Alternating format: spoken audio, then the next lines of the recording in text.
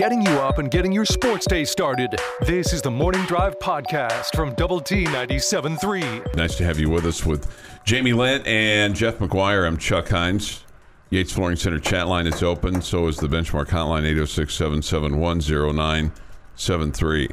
I thought this was pretty funny. Apparently, Ed Orgeron, for whatever reason, was speaking at the Little Rock Touchdown Club on Tuesday. I wish we had a Red Raider Touchdown Club on that Tuesday. Okay.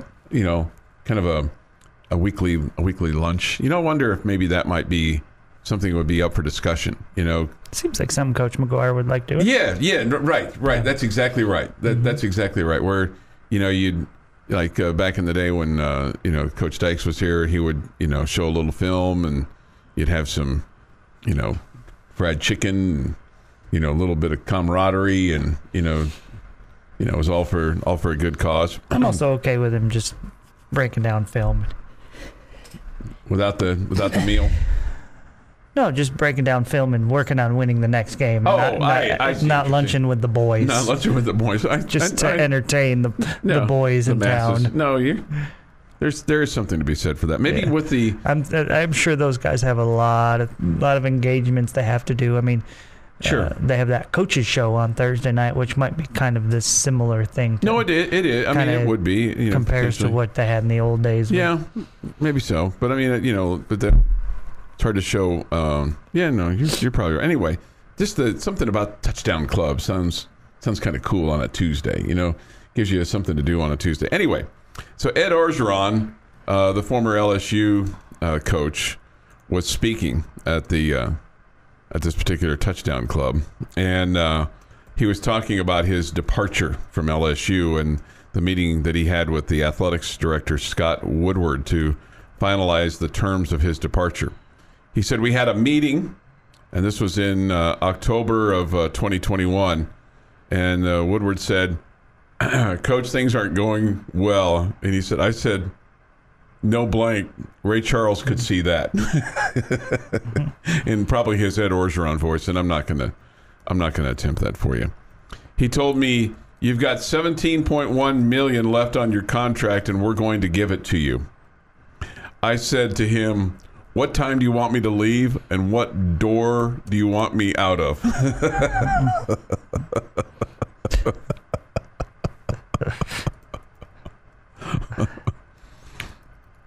Apparently, he gets his $16.9 million in 18 installments through 2025. Nice. That's really nice, right? It'd be hard to be motivated to go recruiting after something like that, right? I mean, people go, why isn't Ed Orgeron coaching? Well, he's going to get $16.9 million in 18 installments between now and 2025. So even if you just cut that in half, that's $8.5 million, for taxes and whatnot. I think he can probably find a way to live on that. I bet he could. I think he'll be all right. And not have to, recruit or be obligated to go to touchdown clubs. If he wants to go to a touchdown club, he can. If he wants to tell funny stories and things like that, which he kind of strikes me as the kind of guy that would like to do that. Maybe so. Go to touchdown clubs at his leisure. Like if we had one, he'd probably come here and do our touchdown club. It'd be nice. It'd have to be for friendship, though. That way you can still say, "Go Tigers."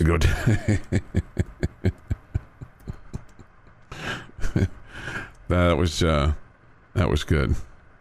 Good job, Jeff. 6:30. That's all I can say in his voice, but that's all sometimes you need to say.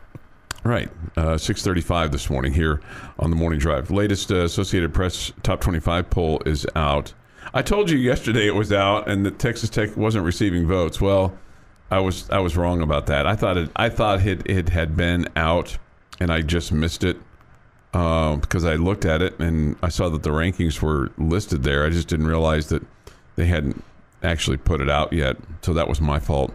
But no, the Red Raiders are not receiving votes. Okay. Okay. Not yet. Texas is.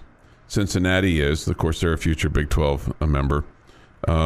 Kansas State is receiving some votes, and that's it. Houston, this week's opponent, the Cougars are in at 25th. So it's a top 25 game this week. Nice. Okay, Cougars are 1-0. They're down 1 after opening up at number 24. Tennessee is now in that number 24 spot. So it looks like this: Alabama 1, Georgia 2, Ohio State 3, Michigan 4, and Clemson 5. A&M is 6, then Oklahoma, Notre Dame, Baylor is 9, and USC rounds out the top 10. Oklahoma State is 11 in this week's poll, and that does it for any Big 12 schools or future Big 12 schools. Okay. I'm glad Houston stayed in. Yeah, we need our first top 25 win of the year. No, I think you're exactly right. I think you're exactly right. In the coaches poll, they're not in it, but Texas is ranked 22nd, and BYU is ranked 25th. Seems a little odd. Alabama's 1, Georgia 2, Ohio State 3, Clemson 4, Michigan is 5, then A&M. Oklahoma is 7th, Baylor is 8th, Notre Dame 9, and Oklahoma State is 10. I'm excited about Baylor and BYU this weekend. It's kind of a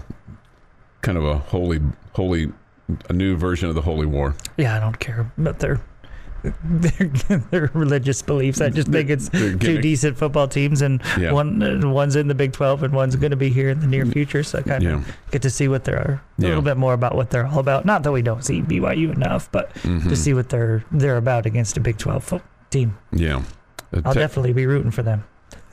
For BYU, right? Yeah. Texas has a pretty big battle this week. They take on Alabama.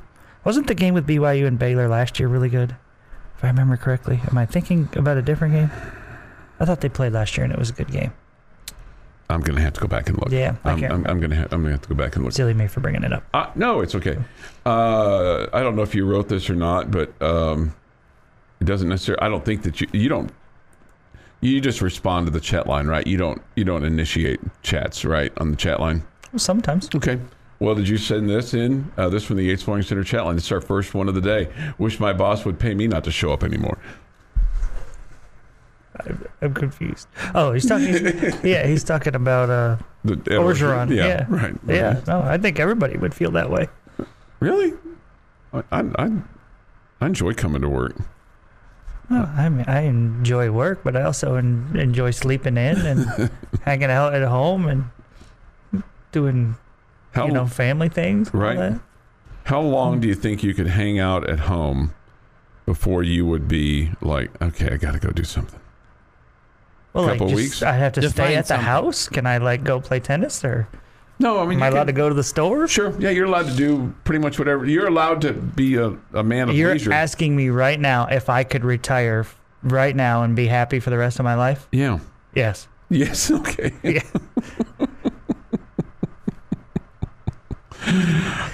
And make my own schedule. Okay. You don't think you could? No. No? I don't think I could. How about you, Jeff? I get button pushy after about 4 days. Button pushy? Yeah, I'm not pushing buttons. That's what my job is here, is to push buttons. Like even on vacation, after about 4 days, I'm like, I should be doing something. It might get a little punchy. Oh man, I could do it in a heartbeat. That'd be so much hiking and tennis playing and just like if I hit the $1 billion lottery and had money was never going to be an option, I would still need something to.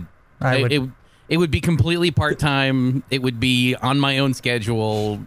But yeah, I'd need something. Yeah, I like my job. I'm not saying I don't like my job, but man, to be paid to go away from it, yeah, sure. I mean, yeah, and have it make your own schedule and get to sleep in and, yeah. Sign me up. I don't think I could do it very long. I think I'd get to that point, but I think I'd like to maybe have something to. Like today, I don't think I could just walk away. Baylor and BYU last year, it was 38-24 Bears.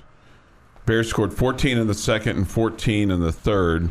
BYU 7 in the second, 7 in the third, and then 10 in the fourth. Yeah, it doesn't sound like it was that great of a game. Yeah. Sounds like Baylor handled it pretty easily. Yeah. Yeah. But they were ranked 19th at the time, BYU was. And Abram Smith rushed for a career high 188 yards and 3 touchdowns. So that was a pretty big plays and even bigger laughs. This is the Morning Drive Podcast from Double T 97.3. Today is the 7th day of September, 2022. Here is Jeff McGuire.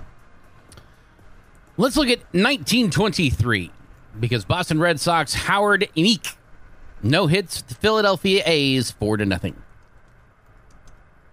1952, New York Yankees Johnny Mize pitch hit grand slam gives the Yankees a 5-1 win at Washington. Also gave him a home run in all 15 major league parks. That's a way to go out on that list. 1955, New York Yankee Whitey Ford becomes the 5th major league pitcher to hurl consecutive one-hitters. We call that on fire. 1968, U.S. Open women's tennis. England's Virginia Wade wins the first Open-era U.S. singles title, beats Billie Jean King 6-4, 6-2. 1970, Chicago White Sox use a record 41 players in a doubleheader. Goodness. Yikes. I'm going to go ahead and give you a clue. They didn't win either game. It was everybody had an equal deal on it, right? Didn't miss anybody on the roster. Everybody got a chance to lose those games. Of course, those are the days when they, you could bring up half your minor league basically for your, roster. Well, at least 41 of them, yes. Yeah. An extra 15.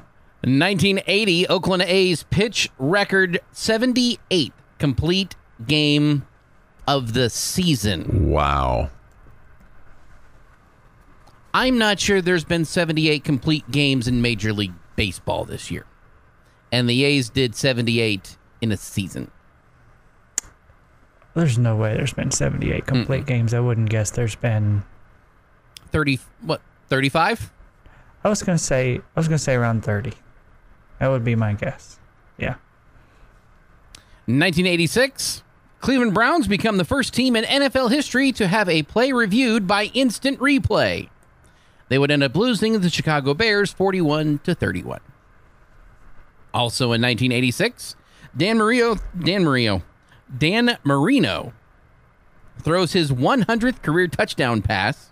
He is the fastest quarterback in NFL history to do so at that time. He's been beaten a couple of times. And in 2002, Women's Tennis U.S. Open. Serena Williams wins her second U.S. title, beats Venus Williams 6-4, 6-3. I don't know why all of a sudden I couldn't say Venus or Williams, but that's the way things go. It is National Beer Lovers Day. So, have a beer. Happy birthday to Kevin Love, who's 34, Mark Pryor, 43, Corbin Bernstein, 68, and Tom Everett Scott. He was the drummer in That Thing You Do. He is 48. And on this day in 1813, Chuck, if you were to look at a picture and it says, "We want you" for the U.S. Army, who's pointing at you? Uncle Sam. Correct. He got his nickname today. When Samuel Wilson, a meat packer from Troy, New York, was supplying barrels of beef to the United States Army during the War of 1812, Wilson stamped the barrels with U.S. U.S. for the United States. But soldiers began referring it to the grub as Uncle Sam's. Local newspaper picked up the story, and Uncle Sam eventually became the widespread accepted nickname for and personification of the U.S. federal government. How about that? Uncle Sam. That is this day in sports history. All right, so looking at the 1980 Oakland A's pitching roster, you're going to know some of these names, but it's not like necessarily a who's who. Mm-hmm. They would finish with 94 complete games. That's impressive. 94. Wow. Rick Langford had 28. Mike Norris had 24. Matt Keogh had 20. Steve McCaddy had 11. Brian Kingman had 10. And then Bob Lacey had 1 complete game. They finished with 94. I think I recognize 2 names. Langford, Norris, or Keogh or McCaddy. Felt like the first 2. First 2, Langford and who was the second one? Mike Norris. Yeah. Norris won 22 that year. Langford won 19. Rick Langford, it seems to me, he did not pitch in Seattle. I thought he pitched in Seattle, but he did not. I was getting him confused with the guy that had the thumbtack.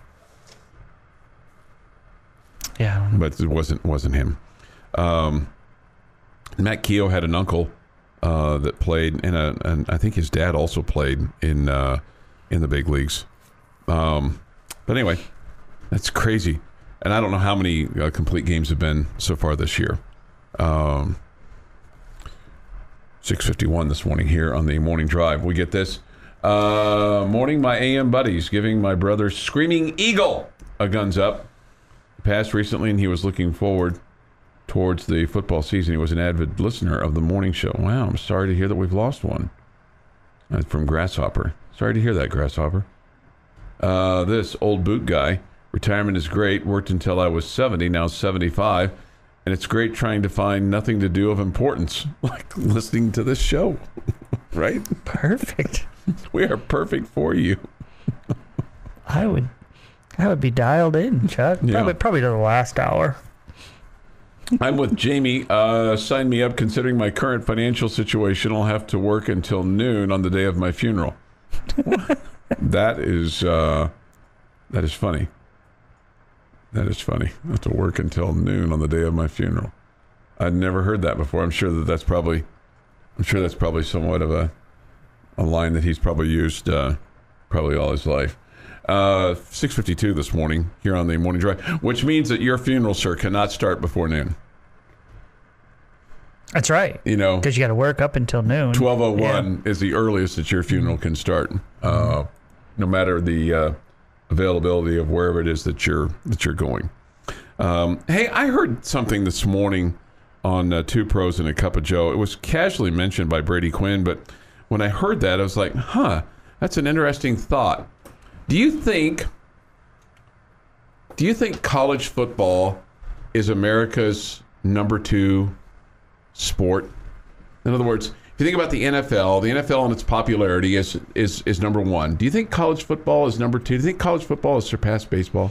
Well, we're definitely in the area of the country where it absolutely is. Mm-hmm. I don't think there's any question. I mean, if you're in the South, and I know state of Texas. Yeah. Mm-hmm. I mean, I'm sorry, but Texas is in the southern part of our country, so right, you're in the South. And I just was being specific, and in the state of Texas. I mean, it's I absolutely think it has. I don't even think it's close. What about? I don't think it. I mean, Major League Baseball in the South. Yeah. No way. Okay. No way. Do you think in the United States? But like, if you go to the Northeast, college football is not that big of a deal. And even if you go to Los Angeles, you go out west. Yeah, and clearly. Go look at the UCLA attendance this weekend. Crazy. Yeah. College sports just aren't that big of a deal. Mm-hmm. More professional. Mm-hmm. So I guess you have to look at that. But the region of the country you're in. Yeah, but I definitely think anywhere across the South, from Florida to, I don't know, about Texas to maybe even all the way to Arizona, college football is way bigger than it is in the North. But I just don't think. I mean, we've all known that Major League Baseball is losing its fan base at a high rate, and I don't think it's gaining any ground. I think college football is becoming bigger and bigger, and so it's not necessarily a bad thing. Yeah. This from the Yates Flooring Center chat line, a little man helping man. 27 complete games. Sandy Alcantara has 4. Okay. 27. No, so we were close, Jeff. Yeah, that's nuts. All right, just before 7, we'll talk Red Raider football next here this morning on the Morning Drive. recapping yesterday while looking ahead to today's sports day. This is the Morning Drive Podcast from Double T 97.3. Jamie's question of the day on Double T 97.3 is presented by Bizarre Solutions. Call them today for a free cybersecurity audit. Would you like me to stand up, spin around, and dance for the kids? If that's what moves you, I feel moved. That's what you're moved to do. I feel moved, but I'm not going to do it. Man. I'm not going to. I'm not going to do it. Okay. I don't want to show off my secrets. Oh, okay. Save that for the lucky lady. Special times. Right, special times. Right. Mm-hmm. You got a question for us? I got lots of questions, but I have one for you. Okay, more a question of yourself, probably.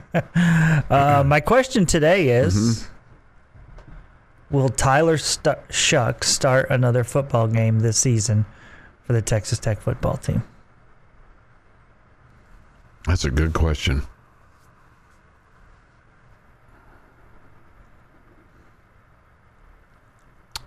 I don't think so. I don't know. I don't know what the severity of that injury. It feels like it's a broken collarbone, and it feels like it's going to take a little bit more this time for it to heal. And while he may get in a game, I don't think he starts. Jeff? Yes. He has beaten out Donovan Smith twice under two different coaching staffs to be the starter on opening day. The praise that he got from the coaches about reading defenses better and knowing the offense and getting into the right plays better, it was the key factor, and that will be more important as you get into tougher competition in Big 12 play. I would agree with just about everything you just said. I think the problem is, can he recover from the injury to get himself healthy enough to be in that position? It's a great question that you ask. I think I see both sides. I keep bouncing back in my mind the answer with me. I think I lean towards thinking that he will, because I think the coaching staff is... I'm not saying they're just going to stick him in there no matter what, but I think the coaching staff's going to feel an obligation to, hey, this guy was the starter. Mm-hmm. He got hurt. He should still get his chance. And I don't know if I don't think it's going to be in 3 weeks, Chuck. We heard 3 to 6, whatever. You think it's more than that? I think it's much more than that. Yeah, I do too. I think it's 6-ish. Mm-hmm. Okay. But I think he's going to get a chance. So I think they're going to say he was the starter and you're not supposed to lose your job because of injury. So to make that not happen, Donovan has to do things that are unexpected for this football team, in my opinion. And we also know that the stretch that Donovan is going to be given as the starting quarterback is not an easy one. Right. It is not an easy one. Right. The next question might be, will Baron Morton start a game this season? Because I'm going to go with no. Well, because here's the deal. I mean, you've got 11 games left of the season plus a bowl potentially, so that'd be 12. Can Donovan Smith? Let's just say Shough's not able to go. Can he stay healthy for all 12 of those games? Given kind of our history and history of bad luck, I mean, you've got a really tough stretch. Every game left, maybe with the exception of one, is difficult. Won't be favored in all of them.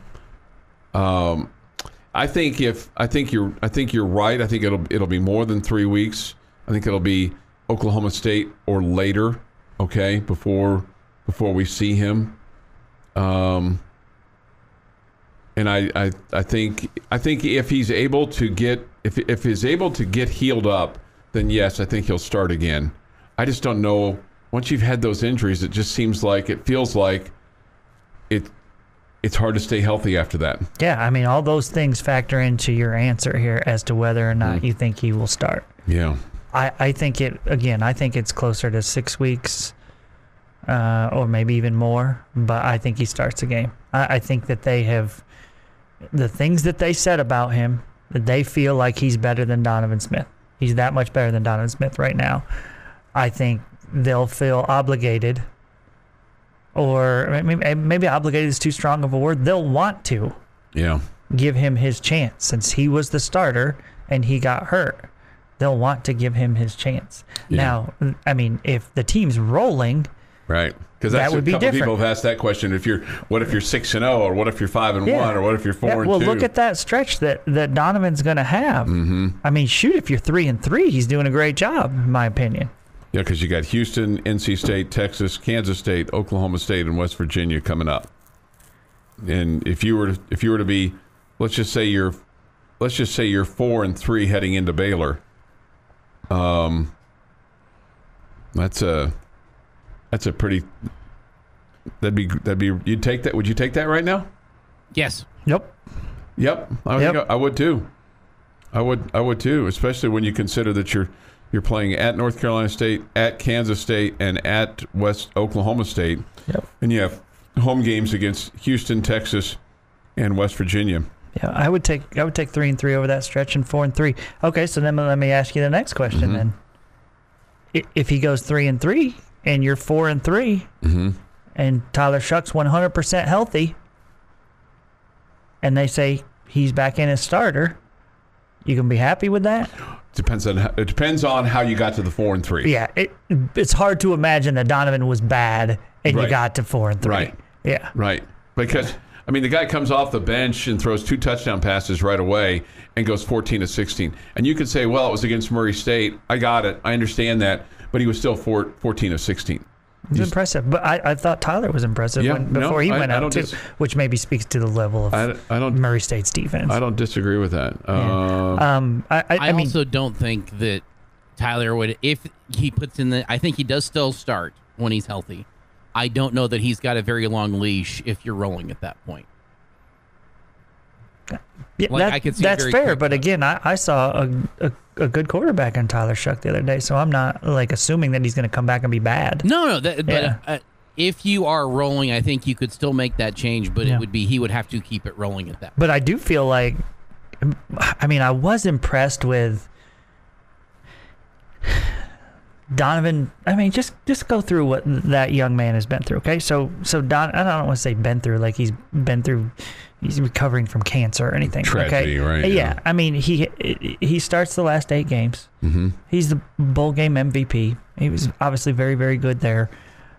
He comes back. He loses the job, and looks like, for all the world, you would understand the kid being a little bit down about that. Sure, right? Absolutely. And I'm sure he was down about it. Did you notice on the first touchdown of the game, who came off the sideline and was the first person to celebrate with Fungi? It was Donovan Smith. Okay? That says a lot about Donovan Smith. Sure. Okay? And then he gets in the game, and it's just like, and you hear the Coach Kidley say afterwards he hadn't had a first-team rep in a week and a half or whatever. 2 weeks. 2 weeks. Yeah. Okay? They named Shough the starter. And he gets in the game and is just killing it. Again, Murray State, gotcha. But just killed it. That's impressive. I don't care. Yeah, right. I don't care what age you are. That was impressive. How dialed in he stayed. To be able to come in right off the bench and go 14-16, throw a couple touchdown passes right away. Yeah. And I am not suggesting that the wrong choice was made. Again, I thought Tyler looked great too. I'd agree with you. Okay. Up until the last couple passes where he was inaccurate because he was hurt. Okay. So I thought he looked great too. So I'm just anxious to see what Donovan's going to do now, because he looks like, for all the world, like he's got the potential to do great things. And so this next stretch of however many games Shough is out, it's his opportunity to say, I know he was the starter then, but man, I got this team playing really well. I'm a big part of why we're winning games, and so it's a tough task for him though, because that is not an easy 6-game stretch that we're talking about. Right. How about this from the Yates Flooring Center chat line? Mark my words, Zach will blow out Houston, meaning Zach Kittley. Okay. Wow. I was hoping you were talking about Zach Thomas coming back. Right. So, is he playing?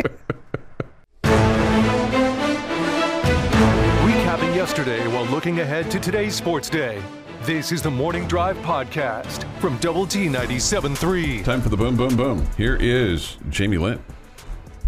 The number 6 Texas Tech men's golf team heads to St. Simon's Island for the season opening Frederica Cup, hosted by Vanderbilt University. Is that right? St. Simon's? I like it. I mean, I think it sounds awesome. It begins today. Tech's number 6 ranking is the second highest in school history, behind the 2019-2020 team that climbed as high as number 3 in the country.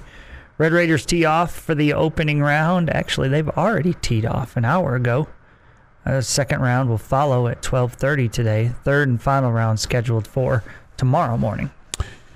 NFL season begins tomorrow. It opens on Sunday for the Chiefs and Arizona Cardinals. They'll play each other in Phoenix.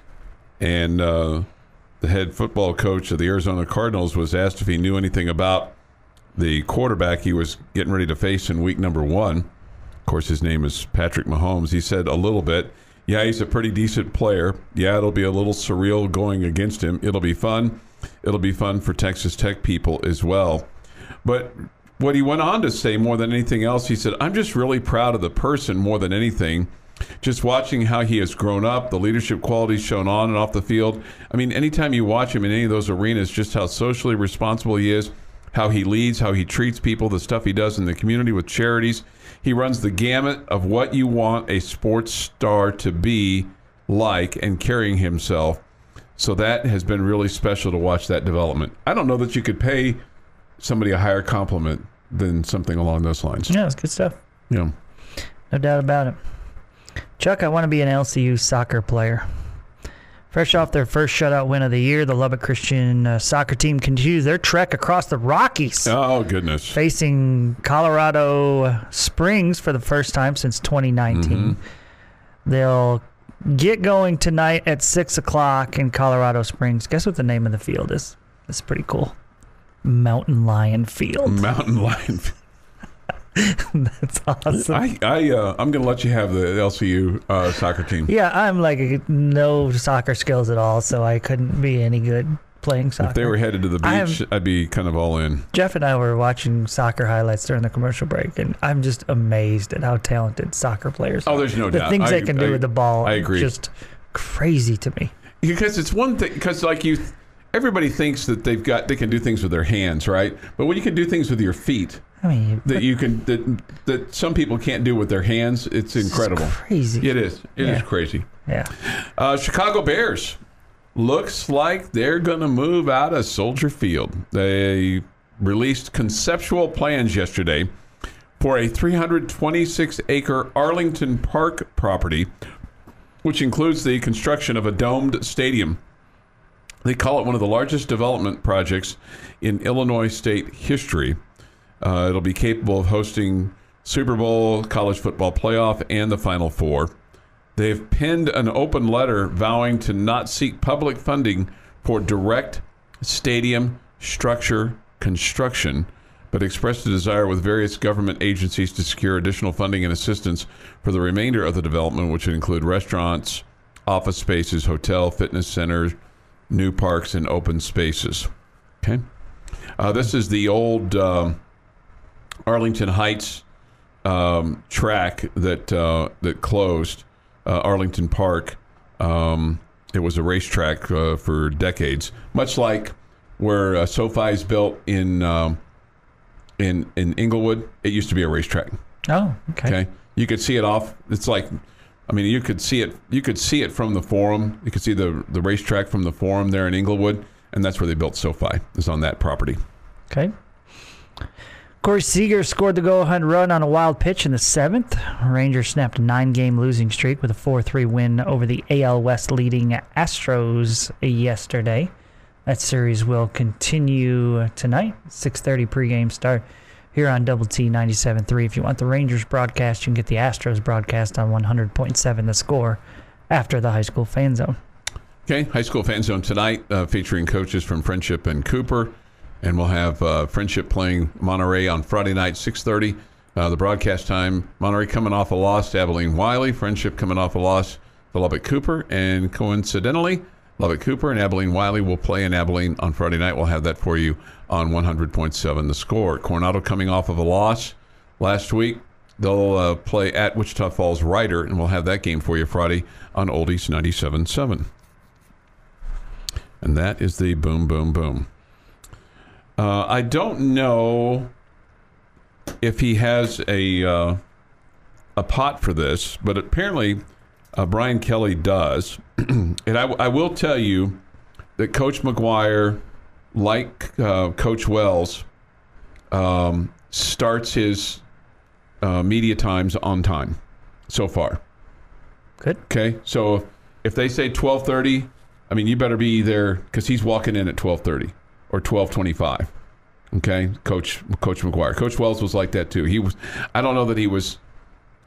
I mean, I think his last media availability was the one he was late for or later for. It got pushed back. But anyway, I think Coach Kingsbury was always on time. He was always right before.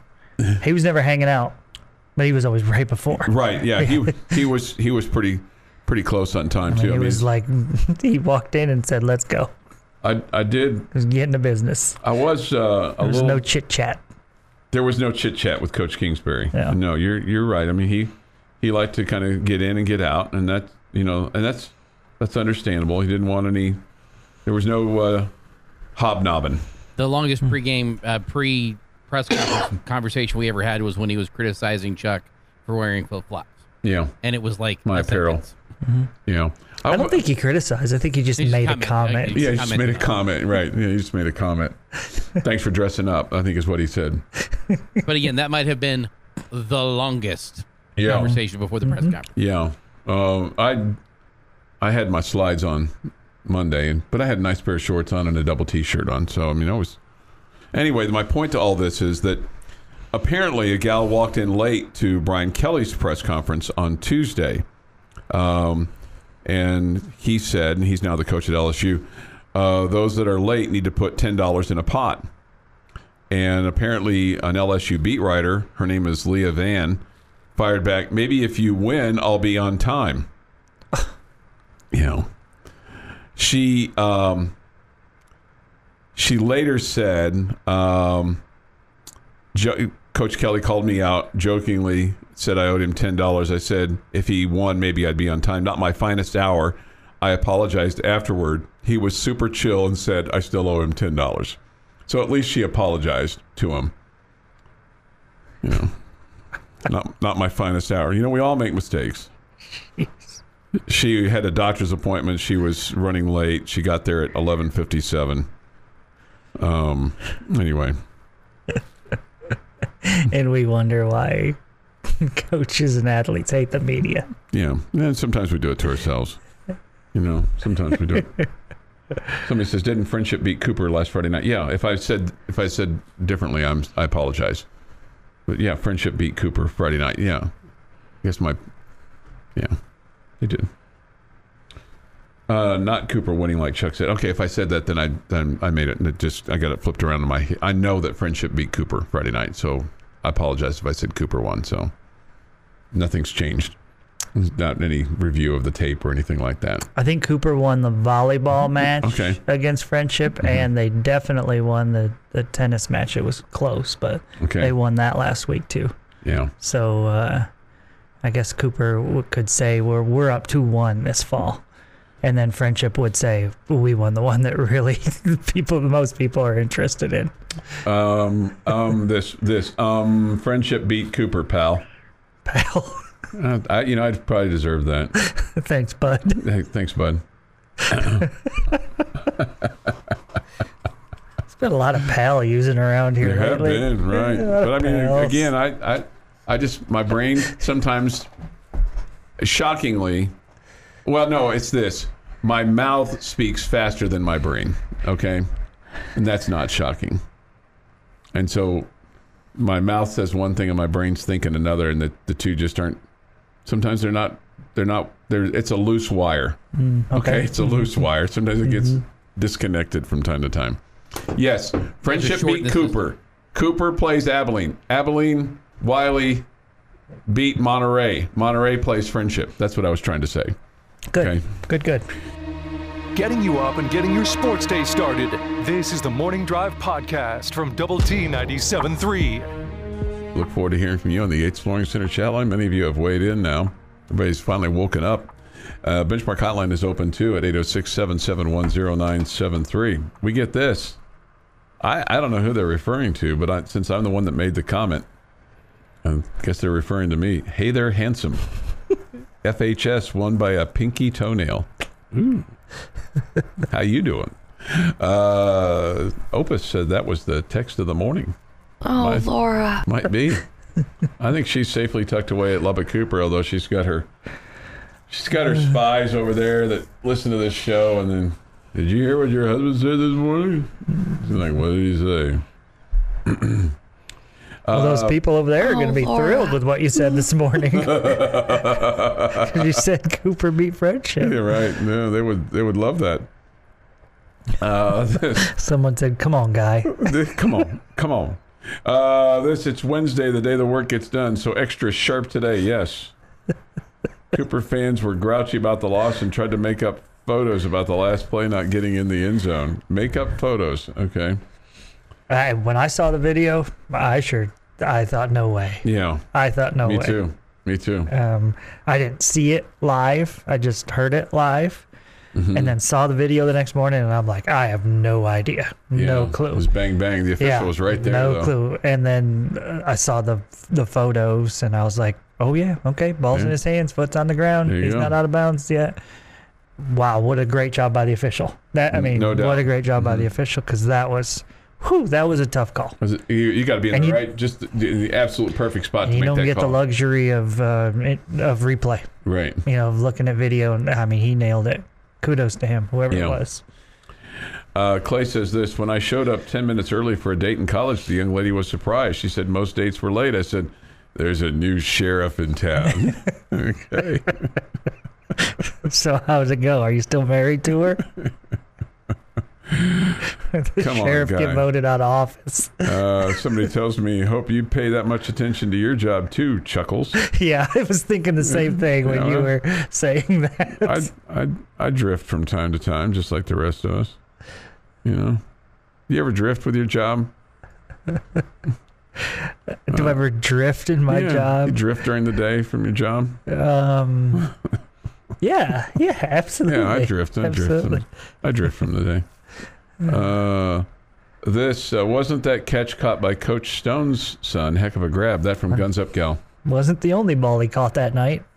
4 touchdowns and the game-clinching interception as well. He's pretty good, isn't he? Yeah. Well, this one's interesting. What's that? Chuck, don't take Friendship's Super Bowl victory away from them. Right. Ooh. Oh, man, we got a little bitter Cooper fan going on there because, when Cooper beats Friendship, it's not a big deal to them. Right. Right. Come on, guy. Come on. You're better than that. I was on the field for Cooper Friendship was a great catch and great call. Okay. Yeah, I mean, it was a great game. Great game all around. Really good football game. But man, I can't say enough about that official that got it right. He did a fantastic job. Chuck, you promised a spin move. It's my son's birthday. Can we get one? I got my solid gold dance move. Could you do a spin move with a basketball in your hand? Yeah, I think I could. Like a legitimate one? Yeah. Okay. Yeah. Mm-hmm. The young phenom and I played. He made up this game of dribbling. He had like a line, and you had to get across it and then get past this other line, and that's how you got a point. And he didn't beat me. Okay. So your ball handling skills were really good. I'm a good ball handler. I just can't run. Uh-huh. But I use. Well, that's no different than Luka Doncic. So you could still be a star. In the NBA. I use my elbows though, and he's like, "Hey," I'm like, "Hey, that's part of the deal, man. Part of the deal. Toughen up. You need to be physical. Right. This is a contact sport." That's right. Yeah. His little brother's a natural athlete. I mean, he put a football in his hand the other day, and he started patting it on the side, and the kid's 2.5 years old. It's like. You got this down, man. Because he was patting a football. Well, he had it in his hand like a quarterback does, and he just tapped it a couple of times, and then he threw it to me. Got the look, yeah. He's got the look. He was got his timing. Was it 50 yards on a dart? No. He was waiting for the receiver to clear the secondary. Yeah, I mean, that's why he was tapping. He didn't panic and throw it early into double coverage. He waited for the receiver to clear and threw him open. Yeah. The most impressive thing is when we were in the pool with his baseball bat, his pool bat, and he's standing on the steps, and he had the one that would have gotten out of Yosemite. Well, no, it's something you can play. It's a true baseball bat. I mean, it's one you can play with in the pool. And he put that bat back and put it on his shoulder, and he was ready to hit it. And he had a good stance. It's good. He had a real good stance. Good. But didn't make contact. No, he did. Okay. He can't did he hit it out of Yosemite? No, he did not hit it out of Yosemite. Okay. This friendship has won 3 Super Bowls in a row. Oh. Wow, how about that?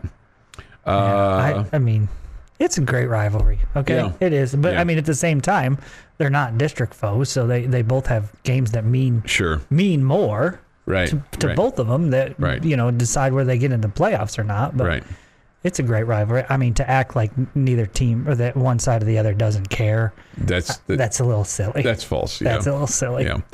Paul says this. Good morning, fellas. Any scenario where Tech gets into the top 25 after beating Houston, Jeff? Have to wait to find out on Friday with bold statements. Okay. Yes. Okay. That's certainly a possibility. Yeah. Anyway, those coaches will be on High School Fan Zone tonight from 7 until 8 o'clock on 100.7 The Score. Tomorrow night, Red Raider football with Joey McGuire. That's at 6 o'clock, and Coach McGuire will talk about probably a little bit about what took place against Murray State and a lot about what's going to take place against Houston on Saturday. Mm-hmm. We'll get some comments from Tim DeRuyter and Zach Kitley here in just a moment, about 8:15 or so, as Coach DeRuyter is the defensive coordinator and Coach Kitley is the offensive coordinator, obviously. I did ask, remember I kind of floated this the other day, or maybe I floated it on game day when I was telling you 8 of the 10 coaches of the assistants are upstairs, or excuse me, on the field as opposed to upstairs in the press box. Looking down, I thought, and I made the comment of, I wonder how unusual that is, that number. Turns out it's in line maybe with what other coaches at Texas Tech have done. Okay. So it's not highly unusual. And I was also told that there may be a point in time where Coach DeRuyter goes upstairs. Okay. All right. So, of course you can have analysts and, GAs and whatnot up there to be on the headsets down to the coaches. But I thought 8 out of 10 was a high number, and it may be slightly high, but it's not abnormally high. It seemed like, well, that seems like a big number, but I don't think in retrospect it's not as maybe big as I thought it was. You've been listening to the Morning Drive podcast from Double T 97.3. For more from Lubbock Sports Station, go to doublet973.com.